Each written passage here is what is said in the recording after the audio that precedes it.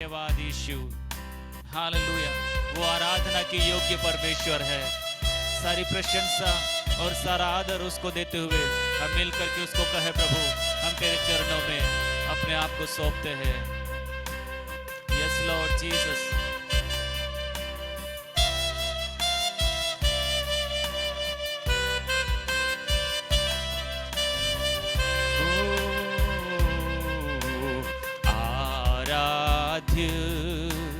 यीशु मसीह, झुकता हूँ मैं प्रभु जी।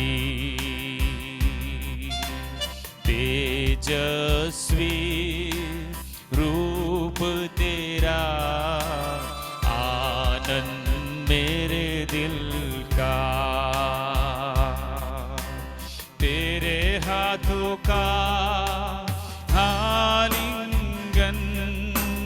देता है बल मुझको,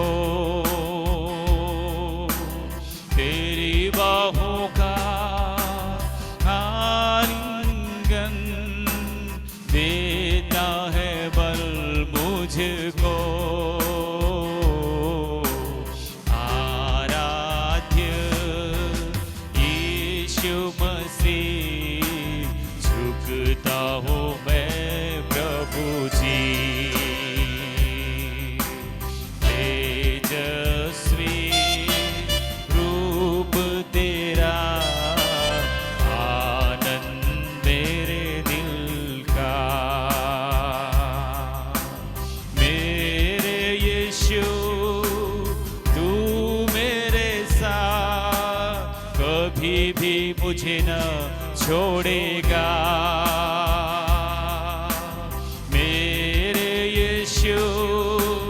मेरा हाथ कभी भी वो न छोड़ेगा। आराध्य यीशु मसीह, झुकता हूँ मैं प्रभु जी। तेजस्वी रूप तेरा, मेरे दिल का। मिलकर के प्रभु की आराधना करें। आज की शाम उसके सामने दंडवत करने के लिए, उसके सामने नम्रता के साथ में, दीनता के साथ में ये कहे कि प्रभु तूने मुझे कभी नहीं छोड़ा, तूने मुझे कभी नहीं त्यागा। इसलिए आज की शाम मैं तेरे चरणों में सलामत पाया जाता हूँ। हालेलुया। वो हमें हर दिन हर पल हमें संभालता, और इस 12वें महीने के इस 24वें दिन तक उसकी बड़ी सुरक्षा, उसकी बड़ी तसल्ली, उसकी बड़ी शांति आपके और मेरे जीवन में उसने दे करके हमें भरपूरी से चलाया। उस प्रभु से कहे, प्रभु धन्यवाद।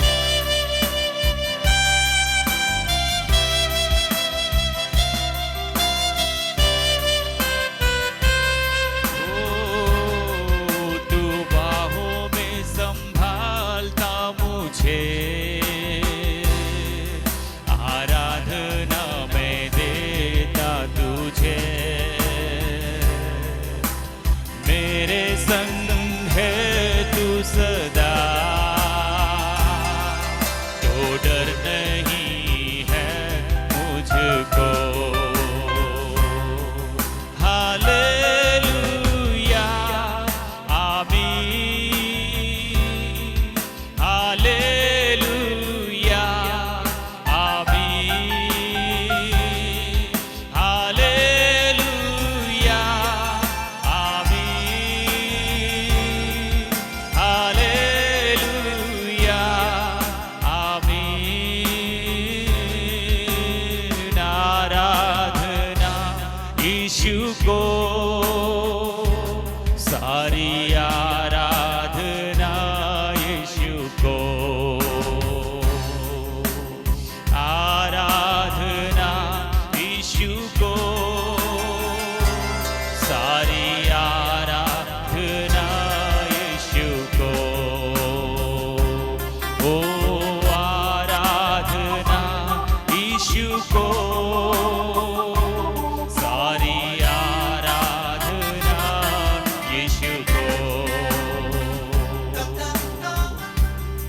कितने लोग आज शाम कहेंगे प्रभु सारी आराधना और सारी प्रशंसा के योग्य केवल आप ही है, आपके तुल्य और कोई हो नहीं सकता। प्रभु सारी आराधना के योग्य केवल आप ही सारी आराधना के योग्य है।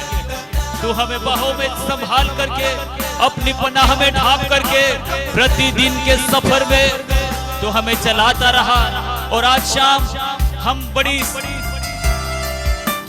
आशा के साथ में, आनंद के साथ में और बड़ी उम्मीद के साथ में हम एक और बार यहाँ पर जमा हो करके हम आपके मुख की ओर देखते हैं। वाह, हालेलुया, थैंक यू जीसस।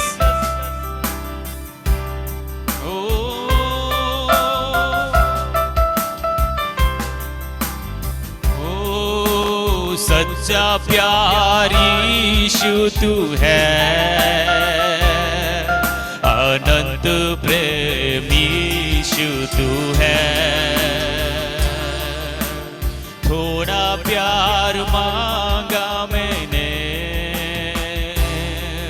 तूने तो अपनी जान दे दी। सच्चा प्यार यीशु तू है, अनंत प्रेम यीशु तू है। थोड़ा प्यार मांगा मैंने, तूने तो अपनी जान दे दी। हालेलुया,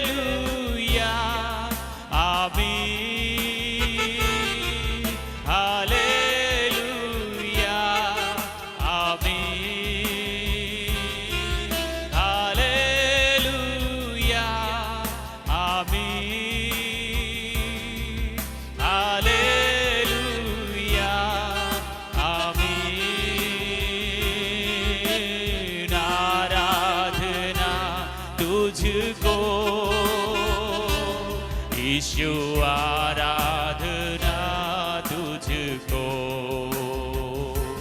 ओ आराधना यीशु को, सारी आराधना यीशु को। कितने लोग आज शाम कहेंगे आराधना यीशु को, सारी आराधना यीशु को। Hallelujah, hallelujah, hallelujah. सारी आराधना के योग्य केवल यीशु ही है। Hallelujah, hallelujah. प्रभु का धन्यवाद हो। आज शाम हम परमेश्वर को धन्यवाद देने के लिए यहाँ पर जमा हुए हैं। एक और गीत हम ताली बजा करके गाते हुए हम प्रभु की आराधना करेंगे। गाओ गाओ जय गीत गाओ, यीशु इस दुनिया में आया। हालेलुया। ताली बजाते हुए हम इस गीत को गाते हुए हम यहोवा परमेश्वर की आराधना करेंगे। Hallelujah, thank you Jesus. Hallelujah.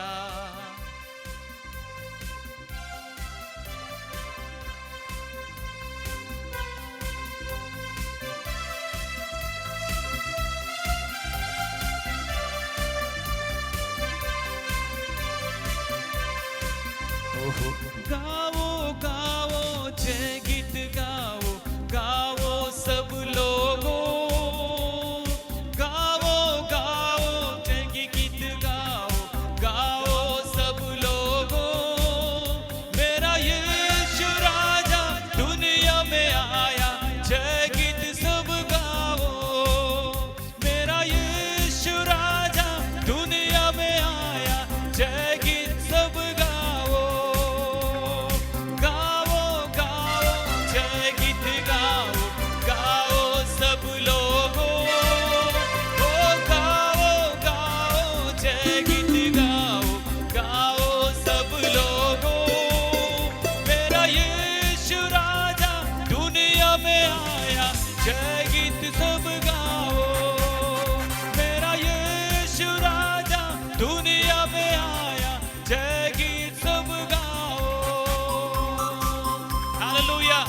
Christmas का सीजन है और दुनिया इस प्रकार की बात की घोषणा करती है कि प्रभु यीशु मसीह आज से 2000 वर्ष पहले इस दुनिया में आया समस्त मानव जाति के उद्धार के लिए। उसने जन्म लिया और पापों और शापों को मिटाने के लिए उसने कलवरी के क्रूस के ऊपर कुर्बान अपने जीवन को दिया।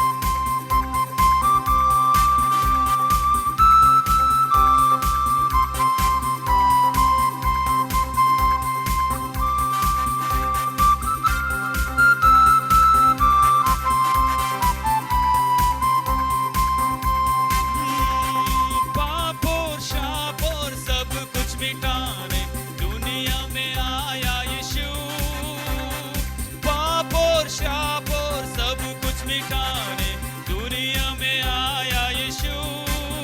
क्रूस पर उसने सब पूरा किया है, रक्षक जीवित है। क्रूस पर उसने सब पूरा किया है, रक्षक जीवित है। जय गीत गाओ गाओ सब लोगों, हो गाओ मिलकर के गाओ सब लोगों। मेरा यीशु आजा दुनिया में आया, जय गीत सब गाओ। मेरा यीशु राजा दुनिया में आया, जय गीत सब गाओ। मेरा दुनिया में आया, जय गीत सब गाओ। हालेलुया। दूतों ने कहा, स्वर्ग से एक बड़ा आनंद का सुसमाचार लेकर के स्वर्ग से स्वर्गदूत आया और स्वर्गदूतों ने कहा सब लोगों के लिए ये आनंद का विषय है, ये उद्धार का कारण यीशु मसीह इस दुनिया में बन करके आया है। हालेलुया।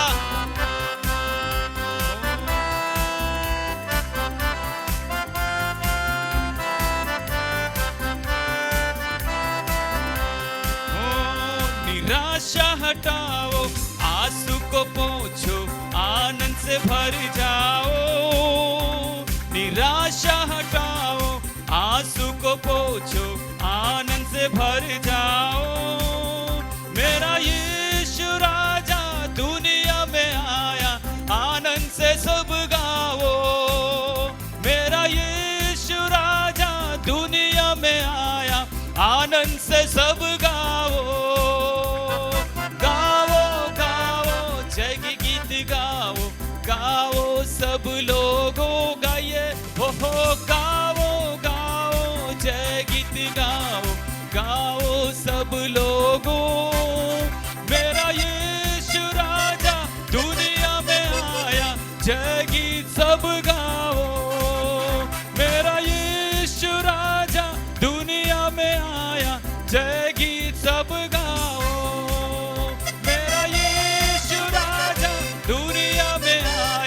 जय गीत सब गाओ। हालेलुया। आमीन।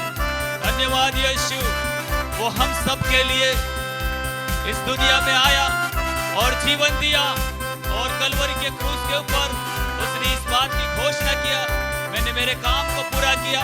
अब मेरे बेटे मेरी बेटी तुझे प्रभु के उस बताए गए पद चिन्हों पर चल करके उस उद्धार के कार्य को दिन प्रतिदिन पूरे करते जाना है, क्योंकि यीशु ने अपने जीवन को आपके और मेरे लिए इसलिए कुर्बान किया कि वह वापस जब आए हम उसके साथ उठा लिए जाए। हालेलुया। आमीन।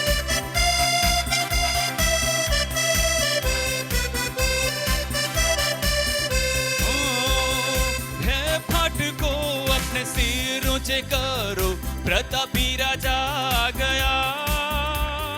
हे फाटको अपने सिर ऊंचे करो, प्रतापी राजा आ गया।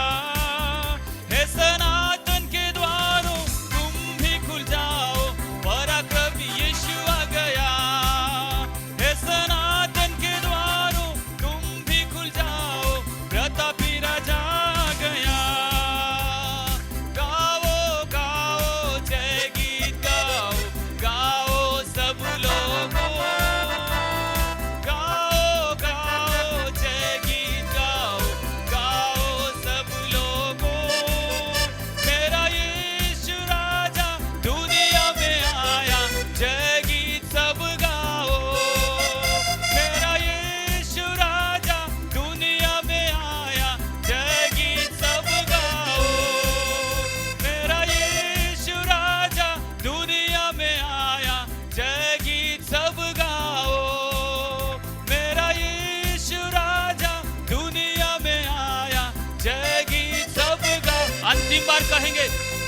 गाओ गाओ जय गीत गाओ, गाओ सब लोगों, गाओ गाओ जय गीत गाओ, गाओ सब लोगों।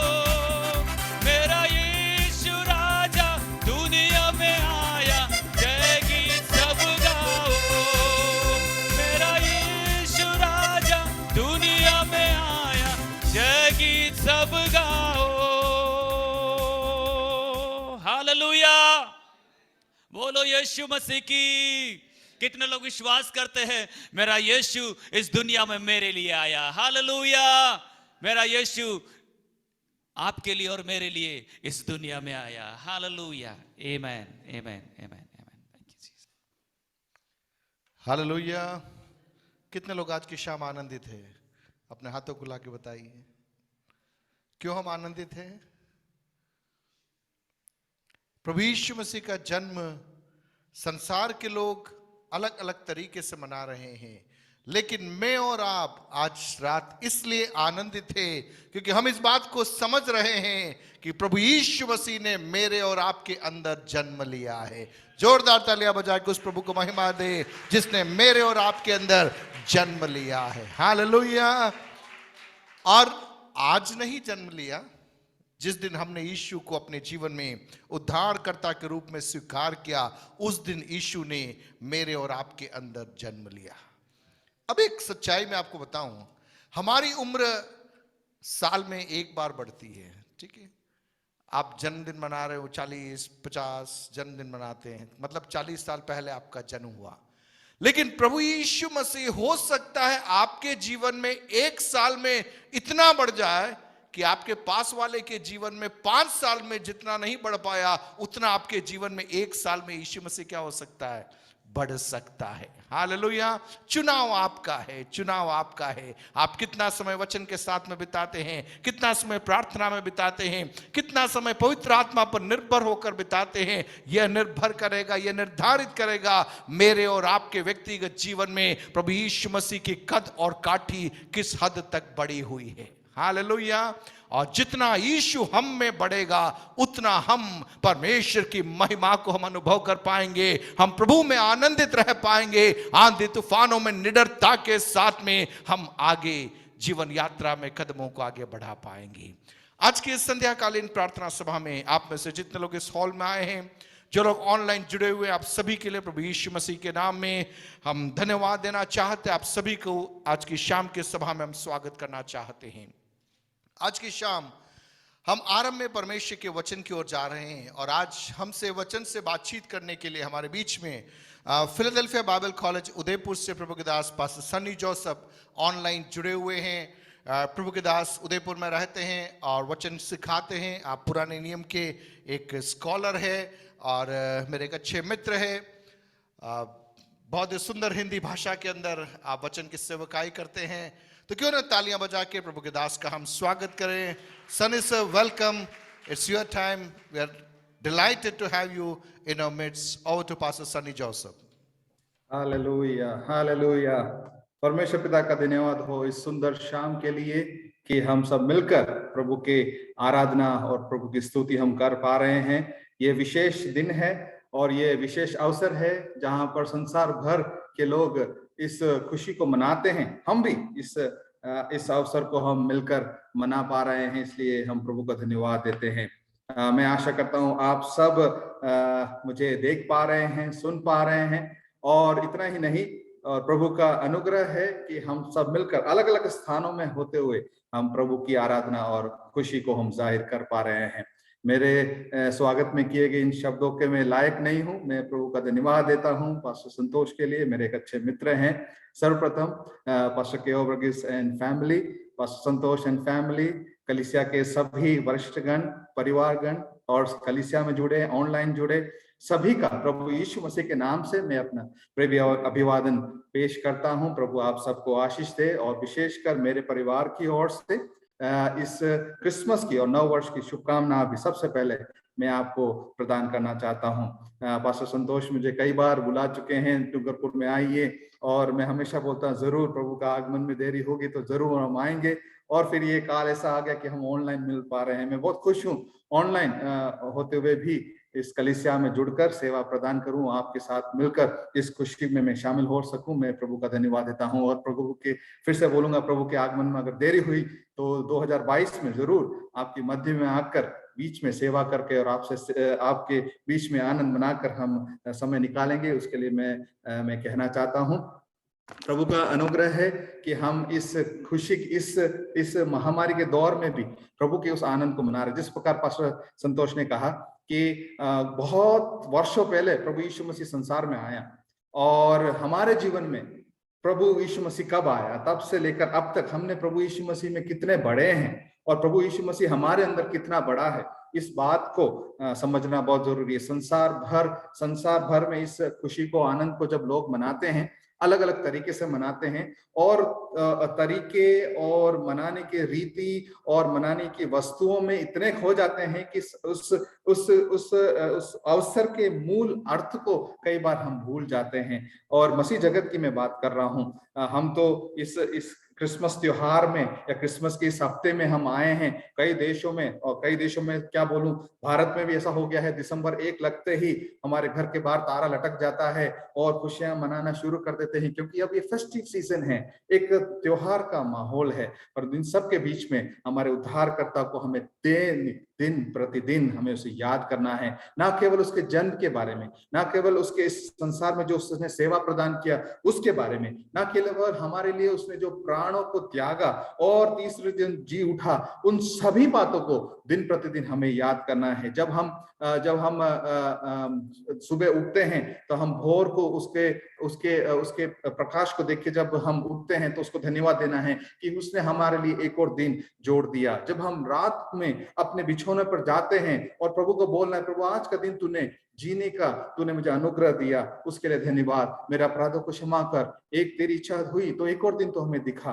दैनिक जीवन में उसको याद करते हुए हमें आगे बढ़ना है और उसके लिए हमें अपने जीवनों को समर्पित करना है। मुझे जो दिए हुए समय में जल्द ही कुछ बातों को परमेश्वर के वचन से आपके सामने मैं रखना चाहूंगा, और जब वचन का मनन हम करते हैं मिलकर, ये हमारे जीवनों में लाभ पहुंचाने पाए, ये हमारे जीवनों में आत्मिक तौर से हमारी बढ़ोतरी देने पाए, ऐसी मेरी प्रार्थना है। जब मनन करते हैं, ऐसा ना सोचिए कि दूर किसी शहर से एक वक्ता इस बात को बोल रहा है, हम सब मिलकर इसको मनन कर रहे हैं। जो पदों को हम पढ़ेंगे हम इसको ग्रहण करें। कई बार हम, और मुझे मालूम है आगे बहुत सारे फंक्शंस है, उन सब में हम कई बार खो जाते हैं, परंतु हमेशा इस वचनों को हमारे दिल में संजो के रखिए, उसमें बढ़ते जाएं तो बाकी सारी चीजों में अर्थ है। जैसे सबोपदेशक का लिखने वाला कहता है, इस संसार में सूर्य के नीचे जो कुछ भी है सब कहते व्यर्थ है।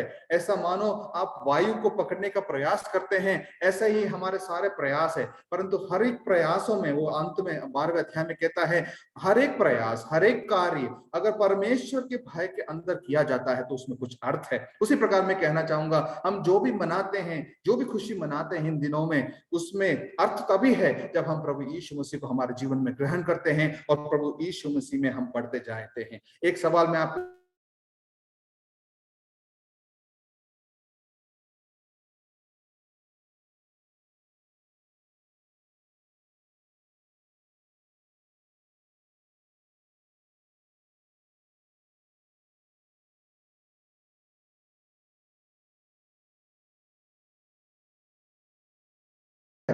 सुसमाचार किसको प्रदान किया गया, और शायद चैट में भी आ जाएगा। सबसे पहले किसको प्रदान किया, आप तुरंत एक व्यक्ति का नाम लेंगे। स्त्री की संतान तेरे सर को कुचलेगा। ये वचन सबसे पहले आदम और हव्वा के पास पहुंचा।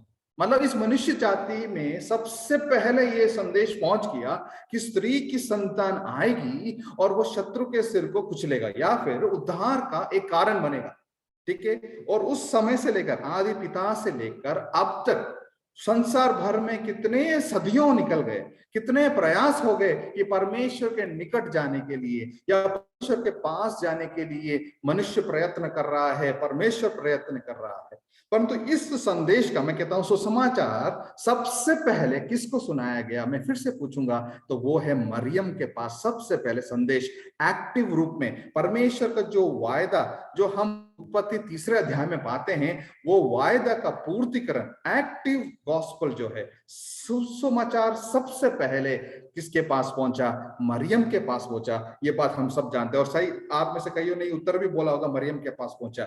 उसके जीवन से कुछ बातों को आपके सामने मैं रखना चाहूंगा और हम मिलकर मरियम के जीवन से कुछ बातों को सीखकर हम आगे बढ़ना चाहेंगे। जैसे मैं फिर से ये बोलना चाहूंगा, जिस प्रकार पास्टर संतोष ने बोला, हम यीशु मसीह में कितने बड़े हैं, हम में यीशु मसीह कितना बड़ा है, ये बात निर्धारित करता है। इन सारी खुशियों से, इन सबसे परे ये बात निर्धारित करता है। तो वचन ही है जो हमको परमेश्वर में या प्रभु यीशु मसीह में बढ़ने में मदद करता है। तो मेरे साथ निकालिए लूका रचित सुसमाचार, उसका पहला अध्याय 26 से लेकर 38 तक हमारा पद है जिसको हम मनन करने जा रहे हैं। आगे के कुछ पदों को भी हम देखेंगे, परंतु समय की कमी के कारण मैं पढ़ना नहीं चाहूंगा, हम मिलकर देखेंगे। लूका रचित सुसमाचार उसका पहला अध्याय 26 से लेकर कुछ वचनों को मैं आपके सामने जल्दी से पढ़ता हूं। इसमें इस प्रकार लिखा है, 6वें महीने में परमेश्वर की ओर से जिब्राइल स्वर्गदूत गलील के नासरत नगर में एक कुंवारी के पास भेजा गया, जिसकी मंगनी यूसुफ नाम दाऊद के घराने के एक पुरुष से हुई थी। उस कुंवारी का नाम मरियम था। स्वर्गदूत ने उसके पास भीतर आकर कहा, आनंद और जय तेरी हो, जिस पर ईश्वर का अनुग्रह हुआ है, प्रभु तेरे साथ है, प्रभु तेरे साथ है। दिस इज गॉस्पेल, यही सुसमाचार है, प्रभु तेरे साथ है। हम बोलते हैं ना, इम्मानुएल, गॉड विद अस। मत्ती 1:23 में लिखा है, परमेश्वर जगत के तुम्हारे साथ रहेगा, इम्मानुएल उसका नाम रखा जाएगा। This is gospel. सबसे पहले सुसमाचार किसको मिला? मरियम को मिला, प्रभु तेरे साथ है। आगे लिखा है, वह उस वचन से बहुत घबरा गई और सोचने लगी कि यह किस प्रकार का अभिवादन है। स्वर्गदूत ने उससे कहा, हे मरियम, भयभीत ना हो, क्योंकि परमेश्वर का अनुग्रह तुझ पर हुआ है, परमेश्वर का अनुग्रह तुझ पर हुआ है। And now this is the gospel, यह सुसमाचार है। देख, तू गर्भवती होगी और तेरे एक पुत्र उत्पन्न होगा, तू उसका नाम यीशु रखना। मत्ती में लिखा है, मत्ती रचित सुसमाचार 1:23 में लिखा है, उसका नाम इम्मानुएल रखा जाएगा, परमेश्वर हमारे संग है। तो उसका नाम यीशु रखना। वह महान होगा और परम प्रधान का पुत्र कहलाएगा, और प्रभु परमेश्वर उसके पिता दाऊद के सिंहासन उसको देगा, और वह याकूब के घराने पर सदा राज्य करेगा, और उसके राज्य का अंत ना होगा, उसके राज्य का अंत ना होगा। देखिए, सबसे पहले ये सुसमाचार कौन सुन रहा है? मरियम सुन रही है। और हमारा विषय यही है, जब सुसमाचार मरियम ने सुना, मरियम ने उसको किस अवस्था में उसको ग्रहण किया, और उसको किस अवस्था में ग्रहण किया और कैसे ग्रहण किया, और उसके बाद कैसा उसका जीवन बदल गया, और कैसे उसने सुसमाचार के आधार पर जीवन को आगे जिया, यही हम सीखना चाहते हैं। मरियम हमारे लिए सबसे अच्छा उदाहरण है, सुसमाचार को कैसे हमें ग्रहण करना है और उसको कैसे उसमें हमें आगे बढ़ना है। और फिर वहां पर लिखा है, उसके मैं 34 से मैं पढ़ूंगा। मरियम ने स्वर्गदूत से कहा, यह कैसा होगा, मैं तो पुरुष को जानती नहीं। स्वर्गदूत ने उससे उत्तर दिया, पवित्र आत्मा तुझ पर उतरेगा, वह परम प्रधान की सामर्थ तुझ पर छाया करेगी, इसलिए वह पवित्र जो उत्पन्न होने वाला है परमेश्वर का पुत्र कहलाएगा। और देख, तेरी कुटुंबिनी एलीशिबा के भी बुढ़ापे में पुत्र होने वाला है। यह उसका जो बाँझ कहलाती थी 6वां महीना है, क्योंकि जो वचन परमेश्वर की ओर से होता है वह प्रभाव रहित नहीं होता। ये वचन में आज आपके ऊपर भी, डूंगरपुर की कलीसिया के ऊपर भी, जो ऑनलाइन मुझे सुन रहे हैं उनके ऊपर मैं घोषणा करना चाहता हूं। 2022 में भी ये बात हमारे साथ साथ चलेगी। 2022 में जब हम प्रवेश करेंगे यही वचन हमें काम करेगा, क्योंकि जो वचन परमेश्वर की ओर से होता है वह प्रभाव रहित नहीं होता। इंग्लिश में लिखा है, for nothing is impossible for God, for nothing is impossible for God. यही वचन उत्पत्ति 18:11 में भी आया, जब अब्राहम को संतान के बारे में वायदा मिला और सारा को ये वचन मिला कि क्या परमेश्वर के लिए कोई बात कठिन है, क्या परमेश्वर के लिए कोई बात असंभव है। यही बात परमेश्वर आज हमसे पूछता है। जब हम परिस्थितियों को देखते हैं, चारों ओर अशांति को हम देखते हैं, अनिश्चितता को हम देखते हैं, 2022 कैसा होगा हम अपेक्षा तो करते हैं, परंतु भय के साथ हम आगे बढ़ने का प्रयास करते हैं। उस समय परमेश्वर हमसे पूछता है, क्या मेरे लिए कोई बात कठिन है? उत्पत्ति में अगर उसने पूछा, मरियम से अगर उसने पूछा, तो हम आज हमसे पूछता है, क्या मेरे लिए कोई बात कठिन है? परमेश्वर का वचन कहता है, परमेश्वर जो हमारे लिए बोलता है, उसके लिए जो वचन हमें वो हमें देता है, उसके लिए वह कुछ भी असंभव नहीं है। परमेश्वर का वचन प्रभाव रहित नहीं होता। मरियम ने कहा, देखिए इस बात को, ये है, this is the key words. मरियम ने कहा, देख मैं प्रभु की दासी हूं, मुझे तेरे वचन के अनुसार हो। तब स्वर्गदूत उसके पास से चला गया। कई बार हमारे पास स्वर्गदूत आता है, वायदों को देता है, परंतु वो जाता नहीं है। क्यों नहीं जाता है? क्योंकि हम उसको सही तरह से ग्रहण नहीं करते हैं। हम भय में रह जाते हैं, हम असमंजस में रह जाते हैं, परंतु वो स्वर्गदूत उसको विदा होकर जाता है, क्योंकि जिस काम से स्वर्गदूत को भेजा गया था वो पूरा हुआ और वो वापस चला गया। और कब पूरा हुआ? जब मरियम ने ये कहा, देख मैं प्रभु की दासी हूं, तेरे वचन के अनुसार हो। Here is the moment when Maryam or Mary is accepting the gospel in her heart. उस सुसमाचार को जो उसके सामने पहुंचाया गया, उसको अपने अंदर वो कबूल कर रही है, उसको कबूल कर रही है। आज हमारे वायदों को कितने लोग हम कहेंगे, हम कबूल करते हैं प्रभु, हम विश्वास करते हैं। फेथ क्या है? फेथ कभी बदलता नहीं है, विश्वास कभी बदलता नहीं है। C.S. लुइस ने इस प्रकार कहा है कि फेथ वो एक पहलू है जिसको हम पकड़े रखते हैं, और उस बात को हम सोचते हैं, समझते हैं, उसके बाद उस पहलू को हम पकड़ते हैं, और उसके बाद चाहे परिस्थिति बदल जाए, विचार बदल जाए, दुनिया बदल जाए, तो भी हम उस बात को नहीं छोड़ते हैं, क्योंकि वो विश्वास पे हम टिके हैं। संसार बदल जाएगा, सदियां बदल जाएंगी, विचारधाराएं बदल जाएंगी, कलीसिया के लोगों के विचार भी बदल जाएंगे, परंतु हम उस विश्वास पर अगर टिके हुए हैं, तो परमेश्वर का वचन कहता है उसका वचन प्रभाव रहित नहीं होता। वो जो कहता है, चाहे सदियां पूरी हो जाए, उसको वो पूरा करता है। तो यहाँ पे वो कहता है, तेरे वचन के अनुसार यहाँ पर हो। मरियम के जीवन से कुछ बातों को हम देखना चाहते हैं। हम मरियम के जीवन के बारे में ज्यादा सोचते नहीं हैं, या उसके बारे में ज्यादा पढ़ते नहीं हैं, और उस बैकग्राउंड में भी हम जाते नहीं है। मैं कुछ बैकग्राउंड को आपकी ओर में आपके लेके आना चाहता हूँ। मरियम कौन है? मरियम के पास जब ये संदेश आ रहा है, तो वो करीबन 14 साल की होगी ऐसा माना जाता है, क्योंकि वो कबूल करती है कि मैं कुंवारी हूं, और 14 साल या उससे छोटी होगी। तो एक बहुत ही युवा अवस्था में एक बच्ची के पास या एक युवा स्त्री के पास ये सुसमाचार आ रहा है। ऐसी एक अवस्था जिसमें ज्यादा सोच विचार करने के लिए, या तर्क वितर्क करने के लिए, या कोई बड़े डिसीजन लेने के लिए हमारी काबिलियत नहीं है। ऐसे समय में परमेश्वर का वचन उसके पास आ रहा है। मरियम का नाम का अर्थ को अगर आप देखा जाए तो इंग्लिश में कहते हैं सी ऑफ बिटरनेस या सोरो, मतलब दुख का सागर या कड़वाहट से भरा हुआ सागर उसके नाम का अर्थ है। कुछ एक और अर्थ बनता है बलवा, जिसका बलवा किया जाए, ऐसा एक मरियम के नाम का अर्थ है। नाम के अर्थ के हिसाब से देखा जाए तो उसके समय उसके जीवन में दुख हो सकता है। वो कहती भी है कि वो ऐसे दीन अवस्था में, हम बोलेंगे ऐसा कहा कैसा होता है, उसके थोड़े क्षण बाद एक गीत को वो गाती है। उस गीत को अगर आप पढ़ेंगे तो वो बोलते हैं, एक दीन अवस्था को शिवस्था में से उठाने वाला परमेश्वर मेरा परमेश्वर है। So she might be probably eight 14 year old, और वह कहती है कि मैं एक वर्जिन हूँ, एक कुंवारी हूँ, क्योंकि उसकी मंगनी हुई है, उसका विवाह नहीं हुआ, उसने किसी पुरुष को जाना नहीं है। और टाइटल में भी इस प्रकार लिखा है, किस प्रकार, देखिए स्वर्गदूत उसका अभिवादन कैसा करता है, आनंद और जय तेरी हो। एक 14 साल की एक लड़की जिसका विवाह भी नहीं हुआ है, और एक वो बहुत ही निचले अवस्था से आती है, नासरत के एक छोटे से कस्बे से आती है, और वो उसको कैसा अभिवादन मिल रहा है, आनंद और जय तेरी हो, आनंद और जय तेरी हो, जिस पर परमेश्वर का अनुग्रह हुआ है। इंग्लिश में लिखा है ग्रीटिंग्स टू फेवर्ड वन। तो वो खुद सोचने लगी, और यहाँ पे लिखा भी है ये किस प्रकार का अभिवादन है। जो लोग बड़े ऊंचे पदवी पे रहते हैं, समाज में अच्छे स्थान रखते हैं, उनको भी ऐसा अभिवादन नहीं मिलता, मुझे क्यों ऐसा अभिवादन मिल रहा है। तो पहली बात, उसकी अवस्था देखा जाए तो वो एक दीन अवस्था से आती है। सोसाइटी में कोई बड़ा नाम उसका नहीं है, सोसाइटी के एक बहुत ही निचले स्तर से वो दीन अवस्था से वो आती है। दूसरा है, वो भयभीत भी है, शी इज ऑल्सो अफ्रेड। उसका कंडीशन जरा सोच के देखिए, जब सुसमाचार उसके पास आ रहा है तो उसकी कोई बड़ी अवस्था नहीं है।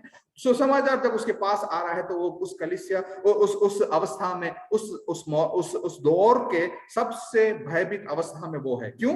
क्योंकि जो सुसमाचार उसके पास आया है वो उसको भय भी लेके आ रहा है। क्या है? एक कुंवारी गर्भवती होगी, और तू एक पुत्र को जनेगी, और उसका नाम इमानुएल रखा जाएगा।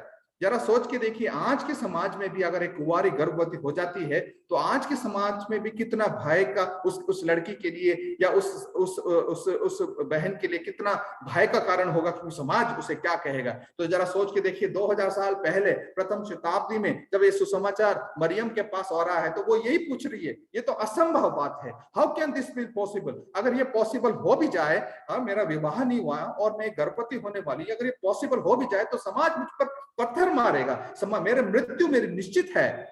परमेश्वर बोलता है जो तुझ में उत्पन्न होने वाला है वो पवित्र परम प्रधान परमेश्वर की ओर से होने वाला है। जो तेरे अंदर आने वाला है वो पवित्र होगा और उसका नाम पवित्र कहलाया जाएगा, वो परमेश्वर का पुत्र होगा। उसके बाद हम सारी घटना को जानते हैं, यूसुफ उसको छोड़ने वाला था, जब भी खबर उसको मिली, परंतु परमेश्वर ने उसको भी बोला नहीं, ये प्लान में नहीं है, you have to take her, उसको तुझे लेना है, उसे विवाह करना है, वो पवित्र ठहरेगी। तो यूसुफ ही उसके, मैं आगे यूसुफ के बारे में भी थोड़ी बातों को बोलूंगा। यूसुफ उस परिवार को लेके ये घटना को आगे बढ़ाता है। एक कुंवारी गर्भवती होकर एक संतान को जनेगी, एक पुत्र को जनेगी, आगे एक बहुत बड़ा सोशल स्टिग्मा पॉसिबल है, एक बहुत बड़ा उसके लिए खतरा आगे है, इसलिए वो भयभीत भी है। इसलिए तो कहा गया है तू भयभीत ना हो। अगर आप पुराने नियम में या पूरे बाइबल में देखिए, कितने लोगों को कहा गया है, चाहे यहोशू के बारे में हो, चाहे गिदियोन के बारे में हो, लिखा है भय मत खाना, डू नॉट बी अफ्रेड। उस लिस्ट में मरियम का नाम भी जुड़ गया क्योंकि उसको फेवर मिला है, उसने सुसमाचार को ग्रहण किया। इन सब के मध्य में, भय के मध्य में, दीनता के मध्य में, समाज में कोई उच्च स्थान नहीं है, इन सब के मध्य में उसने क्या किया, उसने जो सुसमाचार उसके पास पहुंचा उसको ग्रहण कर लिया। She accepted the gospel and in the condition where there is a lowness in the society, समाज में नीचे स्तर पर है, भय है, आगे कैसे ये पूरा आने वाला है। 14 साल की एक लड़की उस सुसमाचार को ग्रहण करती है। हम सबके पास सुसमाचार पहुंचा है, अलग अलग अवस्थाओं में पहुंचा है, परंतु हमने सुसमाचार को कैसे ग्रहण किया है। क्या हमने कहानी के रूप में कि प्रभु यीशु मसीह संसार में आया और क्रिसमस के दिन हम उसको मनाते हैं, केवल उतने तक रखा है, या उसको वायदे के रूप में हमारे अंदर लिखा है कि जो हमारे अंदर उत्पन्न हुआ है वो पवित्र है। जिस दिन हमने प्रभु यीशु मसीह को ग्रहण किया, प्रभु यीशु मसीह हमारे अंदर जन्मा है, तो एक पवित्रता हमारे अंदर जन्मी है। उस आधार पर जब सुसमाचार हमारे अंदर सच में पहुंच जाता है तो हमारा जीवन बदल जाता है। पहले जैसा नहीं, दीनता की अवस्था नहीं, भय की अवस्था नहीं, हमारा जीवन बदल जाता है, हमारी चाल चलन बदल जाती है, हमारा तरीके बदल जाते हैं, हमें साहस आ जाता है। ये सारी बातें मरियम के जीवन से हम देख सकते हैं। तो उसने 38 में इस प्रकार लिखा है, मरियम ने ये कहा, देख मैं प्रभु की दासी हूं। प्रभु ने जो अनुग्रह मुझ पे किया है, जो कार्य, जो टास्क, जो मिशन जो मेरे लिए दिया है, उसको करने के लिए मैं रेडी हूं। इसलिए बोलती है मैं प्रभु की दासी हूं। Here I am the servant of the almighty God, तेरे वचन के अनुसार हो, जैसा तूने कहा है वैसा हो। मान लो कह रही है मैं उस बात के लिए तैयार हूं। फ्रॉम हियर, यहां से हम देखते हैं मरियम का जीवन बिल्कुल बदल जाता है। मरियम के बारे में जहां कहीं भी हम सुनते हैं, उस सारी घटनाओं पर आप लेके देखिए, वहां पर मरियम एक दूसरी ही अवस्था में है। चाहे वो काना में विवाह के समारोह के दौरान हो, चाहे प्रभु यीशु मसीह के क्रूस के तले हो, चाहे प्रेरितों के काम में प्रार्थना करने के दल के साथ हो, मरियम एक अलग स्त्री बन जाती है। उसने क्या किया, कैसे उसका जीवन बदल गया और उसने क्या क्या किया। नंबर 1, पहली बात, she was willing to do God's will in an unusual way. वो प्रभु यीशु मसीह की इच्छा को अनयूजुअल वे में, असाधारण वे में तरीके से करने के लिए तैयार होगी। 2:35 अगर पढ़े, वहां पर भी लिखा हुआ है उसके बारे में। शिमोन जो याजक है, कुछ बातें पुत्र के बारे में, यीशु के बारे में भविष्यवाणी करता है। उन सारी बातों को सुनकर, उन सारी बातों को लेकर वो आगे बढ़ जाती है। किस प्रकार अनयूजुअल वे में वो करने के लिए तैयार है। Giving birth to a child in an unusual way, जैसा संसार में पहले हुआ नहीं वैसा वो करने के लिए तैयार हो जाती है। Taking the risk of the social stigma, एक सामाजिक एक बात उसके सामने, एक खतरा उसके सामने है, उसको सोच के without fearing the society, without fearing the future, भविष्य में क्या होगा, समाज मुझे क्या कहेगा, ये सारी बातों को अलग रखते हुए इन अनयूजुअल वे में वो उस बात को पूरा करने के लिए तैयार है। प्रभु का वचन, प्रभु के वायदे, प्रभु का सुसमाचार जब हमारे जीवन में आता है, उसके लिए क्या हम रिस्क उठाने के लिए तैयार है? क्या खतरों को उठाने के लिए तैयार है? जिस प्रकार संसार सोचता है उस प्रकार नहीं, परमेश्वर के प्लान के अधीन में अपने आप को डालने के लिए तैयार है। कई बार जब हम जब समाज में रहते हैं तो हम समाज में डरते हैं, चाहे कलीसिया की बात में बोल रहा हूं, कुछ बातें परमेश्वर वायदे हमें देता है तो हम सोचते हैं कि अरे वो दूसरा परिवार क्या सोचेगा, परंतु परमेश्वर वही होता है, हम कई बार हम लोगों पर भरोसा लगने चले जाते हैं। परंतु जब अनयूजुअल वे में प्रभु के कार्यों को जब हम करने लगते हैं तो हम वो दिखाते हैं कि मेरा ट्रस्ट, मेरा भरोसा परमेश्वर पर है। यहाँ पर मरियम पूरा भरोसा परमेश्वर पर रखते हुए उस बात को करने के लिए तैयार हो जाती है। दूसरी बात, मैं जल्दी आगे बढ़ूंगा, दूसरी बात लिखा है, शी वॉज रेडी टू पे ए हेवी प्राइस। वो एक बहुत बड़ा दाम चुकाने के लिए तैयार थी, बहुत बड़ा दाम चुकाने के लिए तैयार थी। उसके दूसरे अध्याय उसके 35 को मैं आपके सामने एक क्षण पढ़ना चाहूंगा। उसमें इस प्रकार लिखा है, वरन तेरा प्राण भी तलवार से वार पार छिद जाएगा, even a sword will pierce your soul। ऐसा इस प्रकार लिखा है जब शिमोन इस प्रकार के वायदों को उसके सामने कहता है। एक अवस्था ऐसे आने वाली है जब उसका हृदय भी भेदा जाएगा, जब वो देखेगी कि उसका खुद का पुत्र क्रूस पर टंगा है और उसको एक भाले से भेदा जा रहा है, उसके हाथों में कीलें ठोकी जा रही है। तो हे मरियम, तेरे शरीर के अंदर, तेरी आत्मा के अंदर से भी होकर एक तलवार गुजरने वाली है। शी वॉज रेडी टू पे ए हेवी प्राइस। जब हमें कुछ वायदा मिलता है, जो आशीष मिलते हैं, जब उसको खोते हैं तो हमको बहुत दर्द होता है। हम पूछते हैं प्रभु ऐसा क्यों किया? या अय्यूब के जीवन से हम देख सकते हैं, उसकी संतान हो, उसकी संपत्ति हो, सब आशीष है प्रभु ने उसको दी।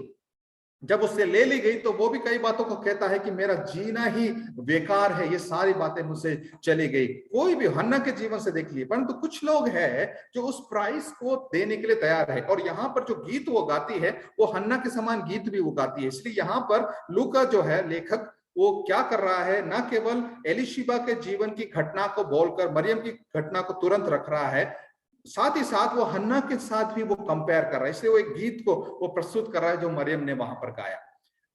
हन्ना के जीवन से भी हम देखते हैं, हन्ना के बारे में हम कहानी को जानते हैं। हन्ना बांझ थी और वो हर साल मंदिर में जाकर प्रार्थना करती थी कि प्रभु मुझे एक संतान चाहिए, क्योंकि चारों ओर उसकी निंदा है, चारों ओर उसके स्वयं के परिवार के जन उसकी निंदा करते हैं, समाज उसकी निंदा करते हैं, क्योंकि उसकी संतान नहीं है, वो बाज है, उसके लिए सारी बातें असंभव थी। यहाँ पर इस घटना के लिखने से थोड़े से पहले लूका एलिशिबा के बारे में कहता है। एलिशिबा के बारे में लिखा है, यह दंपति भी बहुत ही बुजुर्ग दंपति है, असंभव बात एक संतान होना। और यहाँ पे लिखा है, देख वो 6 महीने गर्भवती हो चुकी है, वहां पर भी असंभव बात को संभव करता हुआ प्रभु दिखा रहा है। वहां पर एलिशिबा भी ये कहती है कि मेरे दाग को, मेरी निंदा को परमेश्वर ने हटा दिया, मेरी निंदा को परमेश्वर ने हटा दिया। तो यहाँ पर भी यही बात हो रही है, एक बहुत बड़े एक कठिन अवस्था से परमेश्वर उनको संतान दे रहा है। हन्ना की बात मैं बोल रहा हूं, जब संतान उसको दिया, और एक बार मैंने ऐसा संदेश भी दिया और मेरे एक शिक्षक के साथ बातचीत करते समय मुझे ये विचार ये आया, इसलिए मैंने उसको प्रचार में भी कहा। उस एक साल में हन्ना ने क्या प्रार्थना की होगी कि उसके अगले दिन परमेश्वर ने उसकी प्रार्थना सुनी। इसके प्रार्थना के बारे में लिखा नहीं है। मंदिर में जाके वो कुछ बड़बड़ाती है। एली सोचता है कि क्या तू नशे में है? तो बोलती नहीं, मैं तो परमेश्वर से बातचीत कर रही हूँ। तो उस वर्ष में हन्ना ने क्या प्रार्थना किया होगा? और मैं कल्पना करता हूं, हमने बातचीत में इस बात को कहा, मैं कल्पना करता हूं हन्ना ने क्या प्रार्थना की होगी। और हम ऐसे ही गैस नहीं कर रहे हैं, उसने जो कार्य बाद में किया उस बात को देखते हुए मुझे ऐसा लगता है कि हन्ना ने उस रात को या उस बार में ऐसा प्रार्थना किया होगा। उसने ऐसा प्रार्थना किया होगा, हे परमेश्वर, मैं हर साल तेरे मंदिर में आकर एक ही विनती करती हूँ कि मुझे एक संतान चाहिए, मुझे एक पुत्र चाहिए, मुझे एक पुत्र चाहिए, परंतु इस वर्ष मेरी प्रार्थना बदल गई है, मुझे पुत्र नहीं चाहिए, मुझे संतान नहीं चाहिए। आप बोलोगे कहाँ, ऐसा तो लिखा नहीं है। मैं कहना चाह रहा हूं क्यों इस प्रकार मैं सोचता हूं, कल्पना करता हूं। उसने कहा होगा कि मुझे संतान नहीं चाहिए, परमेश्वर तुझे एक संतान चाहिए, इस्राएल को एक संतान चाहिए। God you need a son, Israel need a son. क्योंकि इस एली याजक के जो पुत्र हैं वे लोग भ्रष्टाचार में फंस चुके हैं, तो देश नष्ट हो रहा है, इसलिए तुझे एक संतान की आवश्यकता है। अगर तू वो संतान मेरे कोख के द्वारा देगा तो मैं वो संतान तुझे प्रदान करूंगी, वो मंदिर में तेरी सेवा टहल करेगा। मैं समझता हूं ऐसी प्रार्थना की होगी और परमेश्वर ने इसकी प्रार्थना सुन ली और अगले वर्ष उसको संतान उत्पन्न हुआ। और मैं कैसे ये कल्पना कर सकता हूं, क्योंकि उसका एक्शन देखिए, सी हर एक्शन। उसने दूध छुड़वाते ही, करीबन 2 साल का बच्चा होगा या 3 साल का बच्चा होगा, दूध छुड़वाते ही उसने शमूएल को मंदिर में समर्पित कर दिया। वो बच्चा मंदिर में बढ़ता है। जरा कल्पना करके देखिए, एक स्त्री जो कई वर्षों से संतान के लिए प्रार्थना कर रही है, उसको संतान मिलने के बाद वो परमेश्वर को ऐसा समर्पित करती है कि वो अपने अपने शरीर से उसे दूर रखे। कोई करेगा क्या, परंतु वो बड़ा प्राइस देने के लिए तैयार थी। यहां पर मरियम भी एक बहुत बड़ा प्राइस देने के लिए तैयार थी, क्योंकि 30 साल की उम्र में प्रभु यीशु मसीह 30 साल की उम्र में प्रभु यीशु मसीह सेवा में प्रवेश करता है। ये एक सिंबॉलिक नहीं, एक्चुअली ये एक नियम है। हम सोचते हैं 30 साल रैंडमली आ गया, नहीं। पुराने नियम के आधार पर या व्यवस्था के आधार पर याजक को जब सेवा शुरू करते हैं, कोई भी याजक या याजक के परिवार से आते हैं, जब एक याजक बनना है तो 30 साल की उम्र में शुरू होता है। 30 साल की उम्र में वो याजक का कार्य शुरू होता है। इज़ेकिएल एक बस्ट उदाहरण हमारे सामने है, उसके बारे में इज़ेकिएल में भी आप पढ़ सकते हैं कि वो याजक बनने जा रहा था 30 साल की उम्र में, परंतु वो बंधुआई में चला जाता है और वहां पर उसे भविष्यवक्ता बनने के लिए बुलाहट मिल जाती है। तो 30 साल की उम्र में, पुराने नियम में लिखा है 30 साल की उम्र में प्रवेश करते हैं। तो 30 साल की उम्र में प्रभु यीशु मसीह सेवा में प्रवेश करता है और 3.5 साल सेवा करता है। और उस सेवा में हम सोचेंगे अरे 30 साल की उम्र में सेवा शुरू किया तो वो अगले 30-40 साल तक सेवा करेगा, परंतु देखिए 3-3.5 साल में ही लोगों ने उसको क्रूस पर चढ़ाया और वो तलवार मरियम के भी आत्मा से होकर गुजरा। वो प्राइस देने के लिए तैयार है, वो प्राइस को चुकाने के लिए वो तैयार हो गई। शी वॉज रेडी टू पे दैट हैवी प्राइस। अब मैं जो आगे बोलना चाहूंगा उस घटना के बारे में जो हम बाइबल में नहीं देख पाते, परंतु कई एक्स्ट्रा बाइबल सोर्सेस से हम उस बात को कल्पना कर सकते हैं या उस बात को जान सकते हैं। हम देखते हैं प्रभु यीशु मसीह के जन्म के बाद 8वें दिन में जब उसको मंदिर में लेके आके समर्पण किया जाता है, वो घटना को हम देखते हैं। उसके बाद जो मंदिर का सीन है या प्रभु यीशु मसीह के बालकपन की अवस्था को जो हम देखते हैं, वो 12वें साल में हम देखते हैं। जो 12वें साल में जब वो मंदिर में जाते हैं, वो भी इसी पुस्तक में, इसी सुसमाचार में हम देख सकते हैं। 12वें साल में वो मंदिर में पहुंचा। उस घटना को भी जानते हैं। यीशु मसीह की बुद्धि और ज्ञान को देखकर वहां के याजक, वहां के जितने शास्त्री थे, सब लोग चकित रह गए कि ये 12 साल का बच्चा कैसे इतने तेजी से या इतने स्पष्टता से परमेश्वर के बातों को हमसे वाद विवाद कर सकता है। क्योंकि इसका एक कारण भी है। उसके बाद देखिए जब वो भूल जाते हैं और उसको ढूंढते हुए वापस यरूशलेम में जाते हैं, क्योंकि 13 साल एक उम्र है। 13 साल वह उम्र है यहूदी बालक के लिए कि वो मंदिर के अधीन में आता है। मतलब 13 साल से पहले बालक अपने माता पिता के अधीन में रहता है। तो उसके जन्म से लेकर उसके 13वें साल तक किस प्रकार मरियम और यूसुफ ने उसको बड़ा किया, यह भी एक सोचने की बात है। कई विद्वानों के ऊपर उन्होंने लेख भी लिखा है, अध्ययन भी किया है। उनमें से कुछ बातों को मैं आपके सामने में रखूंगा। So how they Guru Jesus, परमेश्वर के वचन में मरियम और यूसुफ ने यीशु को कैसे बड़ा किया, उसकी अवस्था भी आपके सामने में रखना चाहूंगा। तो जिस प्रकार परमेश्वर के वचन में यीशु मसीह को मरियम और यूसुफ ने बड़ा किया, वो भी दर्शाता है कि मरियम ने अपना जीवन प्रभु यीशु मसीह के लिए समर्पित किया। तीसरी बात, she spend her rest of her life in God's will to fulfil the promises of God. यीशु मसीह के जीवन के द्वारा परमेश्वर के जितने भी वायदे इस संसार के लिए है वो पूरा होते जाए, उसको सुनिश्चित करने के लिए अपने जीवन को उसने समर्पित किया। उसमें क्या क्या किया? She taught scripture to Jesus, उस यहूदी बालक को वचन सिखाया। सबसे पहला स्कूल, हम बोलते हैं संडे स्कूल है, सारी बातें, सबसे पहला स्कूल एक मसीही परिवार में माता पिता है। मैं ऊपर माताओं का ज्यादा वो योगदान है। अगर आप व्यवस्था विवरण 6 अध्याय में देखें, वहां पे भी लिखा है कि बच्चों को कैसे बड़ा करना है, परमेश्वर का भय होना। Hear O Israel, you shall love the lord with all your heart, with your all your soul. परमेश्वर एक है और अपने पूरे मन से, पूरे प्राण से उसको प्रेम कर रखना है। ऐसे हम व्यवस्था विवरण 6 अध्याय में हम देखते हैं। वहां पे स्पष्ट लिखा है बच्चों को कैसे बड़ा करना। तो एक यहूदी बालक 13 साल की उम्र में मंदिर में जाकर शिक्षा प्राप्त करने से या उससे आगे वचन में आगे बढ़ने से पहले परिवार में रहता है, माता पिता के अधीन में रहता है और माता पिता उसे वचन में आगे बढ़ाते हैं। तो यहाँ पर 12 साल में क्या हुआ उसकी घटना हम बाइबल में नहीं देख पाते। कुछ ही बातों को हम देख सकते हैं कि वह बढ़ई के पुत्र के रूप में जाना गया, मतलब उसने स्किल, उसके यूसुफ ने उसको स्किल प्रदान किया कि मेरा पेशा बढ़ई का है, मैं लकड़ी पे काम करता हूं, तो तुम भी उस स्किल को अपनाओ। तो he was a good carpenter, Jesus was also a good carpenter. उसको स्किल डेवलप किया, हम उस बात को देखते हैं। फिर 12 साल से 30 साल की उम्र के बीच में कोई घटना को हम नहीं देखते। उसमें क्या किया होगा प्रभु यीशु मसीह ने? प्रभु यीशु मसीह ने अपने परिवार को संभाला होगा, वचन में आगे बढ़ा होगा। परंतु 12 साल की उम्र में ही हम उसकी काबिलियत को हम देख पाते हैं। इसलिए नहीं कि केवल वो परमेश्वर का पुत्र है, परंतु वो मनुष्य का पुत्र भी है। और किस प्रकार वो बड़ा हुआ, उसकी अवस्था को बना के देने के लिए मरियम और यूसुफ दोनों जिम्मेदार है। और एक और शब्द में कहना चाहूंगा, उन दिनों में जो परमेश्वर का वचन है वो आसानी से नहीं मिलता था। हम सबके पास बाइबल है और बाइबल आसानी से हमको मिलता है। Thanks to all those organisation, उतने सारे संस्थाओं के लिए मैं धन्यवाद देता हूं जो बाइबल हमें हमारे हाथों में आसानी से पहुंचाने के लिए, विभिन्न भाषाओं में पहुंचाने के लिए दिन रात मेहनत करते हैं। इसलिए आसानी से बाइबल हमारे हाथ में कई बार मुफ्त में हमें मिल जाता है, क्योंकि कई लोग इसके पीछे लगे हुए हैं। परंतु उन दिनों में प्रथम शताब्दी में परमेश्वर का वचन, मतलब पुराना नियम या तोरा, साधारण लोगों के हाथों में नहीं पहुंच सकता था। साधारण लोगों को छोड़िए, जो आराधनालय है, जो नासरत का आराधनालय है, वहां पे लिखा है 4थे अध्याय में देखते हैं प्रभु यीशु मसीह जाता है और यशायाह की एक पत्र, यशायाह की स्क्रोल में से, उस पुस्तक में से वो कुछ बातों को पढ़ता है। मतलब यशायाह का वो पुस्तक नासरत के आराधनालय में अवेलेबल था।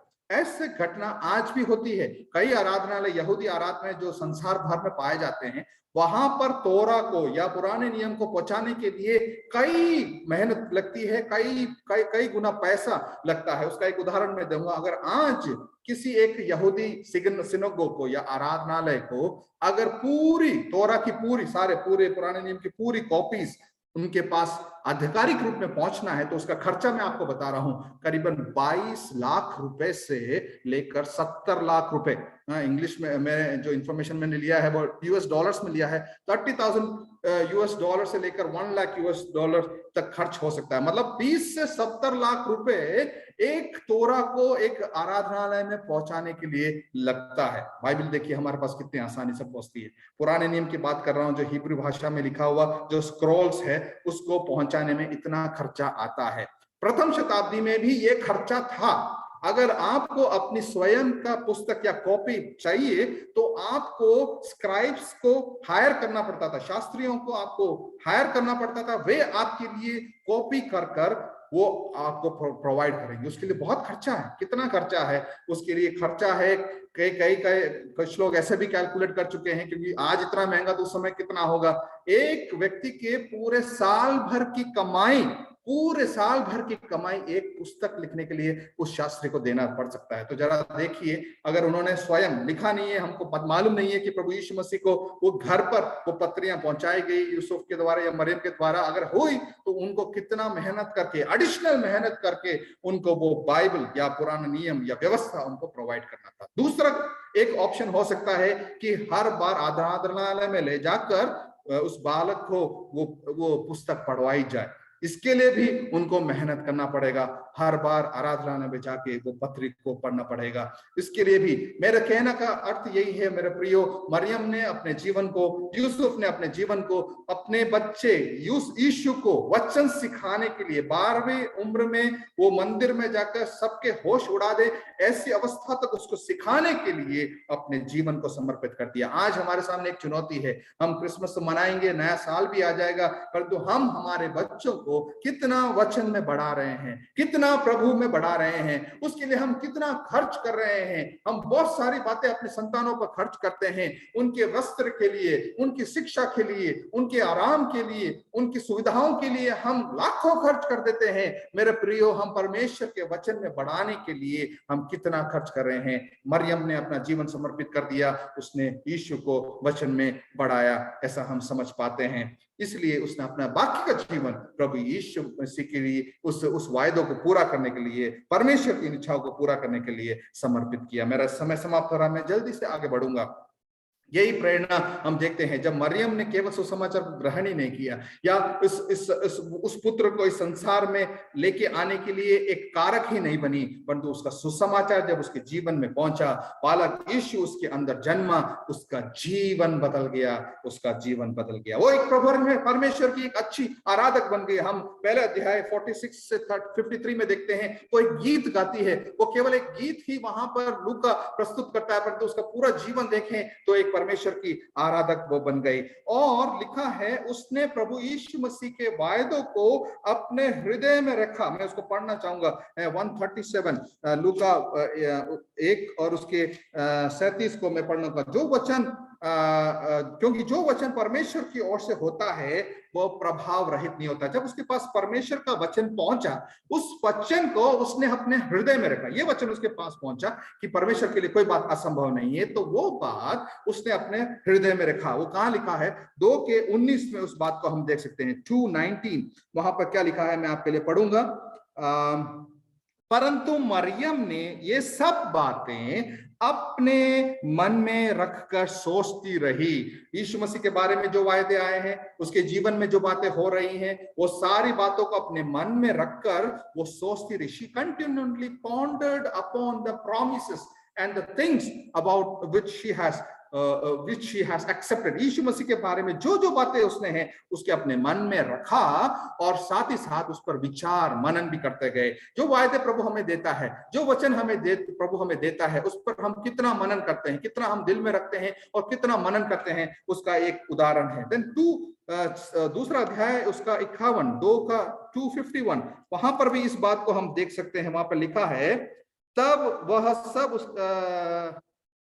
और उसके आखिर में लिखा है और उसकी माता ने ये सब बातें अपने मन में रखी। ये सारी बातें उसने अपने मन में रखी। इस प्रकार लिखा है she kept all the promises in her heart। और उस पर वो पॉन्डर करती रही, उस पर वो विचार करती रही और वह वचन में बढ़ती गई। ये सही बात, यही बात हम उत्पत्ति 37 उसके 11 में भी देखते हैं। जब यूसुफ ने अपने सपनों को बताया तो याकूब के बारे में लिखा है जेकब रिमेंबर्ड जोसेफ्स रेवलेशन।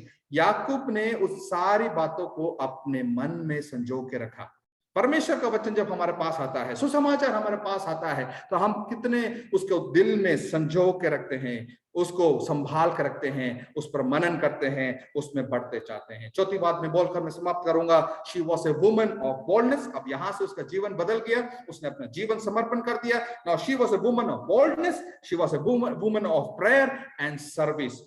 वो साहसी एक स्त्री बन गई, वो प्रार्थना करने वाली एक स्त्री बन गई, वो सेवा करने वाली एक स्त्री बन गई। उसके बारे में हम देख सकते हैं सेवा, उसने तुरंत ही सेवा शुरू कर दिया। लिखा है उसी अध्याय में लिखा है वो एलिशिबा के पास गई और वहां पर वो 6 महीना जब उसका गर्भ चल रहा था वह वहां रही और 3 महीने उसके साथ रही। मतलब पुत्र जनने तक वो ये स्त्री, ये छोटी बच्ची जिसने इस वायदे को प्राप्त किया है, उसने सेवा करना प्रारंभ कर लिया। वो बीज उसके अंदर आ गया, तब से लेकर उसने वो सेवा करना शुरू कर दिया। प्रभु यीशु मसीह का वो बीज जब उसके अंदर आ गया, तब से लेकर जन्म होने के बाद नहीं, जैसे ही सुसमाचार उसके अंदर आ गया, उसने सेवा करना शुरू कर दिया। सबसे पहला अपने रिलेटिव के पास जाकर सेवा प्रदान करना शुरू कर गई। केवल मिलने गई होगी, परंतु वो 3 महीने तक वो वायदे को जो एलिशिबा को मिला उसको अपनी आंखों से देखते तक उसको सेवा प्रदान करती रही। उसके बाद हम देखते हैं काना के विवाह में हम देखते हैं एक बहुत बड़ी भूमिका वो निभाती है।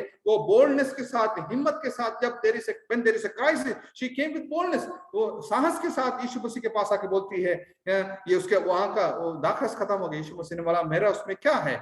तो उसने फिर सेवकों को कहा, यीशु जैसा करता है, कहता है, वैसा वैसा तुम करो। She was a lady of boldness. साहस उसमें आ गया, सेवा का भाव उसमें आ गया, प्रार्थना का भाव उसमें आ गया। प्रेरित का काम 1:14 में हम देखते हैं जब प्रार्थना का दल प्रार्थना में आगे बढ़ता है, पेंतिकोस्ती उस वायदे को प्राप्त करने के लिए ऊपरी कोठरी में लोग जब इकट्ठे होना शुरू हो जाते हैं, उसमें एक स्त्री और आ जाती है, उसका नाम है मरियम, यीशु की माता मरियम। So she is also a lady of prayer, प्रार्थना करने वाली एक स्त्री बन गई। देखो सुसमाचार उसने प्राप्त किया, बहुत कठिन अवस्था में प्राप्त किया। उसकी अवस्था बिल्कुल विपरीत थी, उसकी अवस्था बहुत ही दीन थी, पर उसने निश्चय किया जो मुझसे कहा गया है वो परम प्रधान की ओर से आया है, सो मैं स्वीकार करती हूँ। स्वीकार करने के बाद उसका जीवन बदल गया। मेरा प्रियो, यहाँ मैं समाप्त करता हूँ।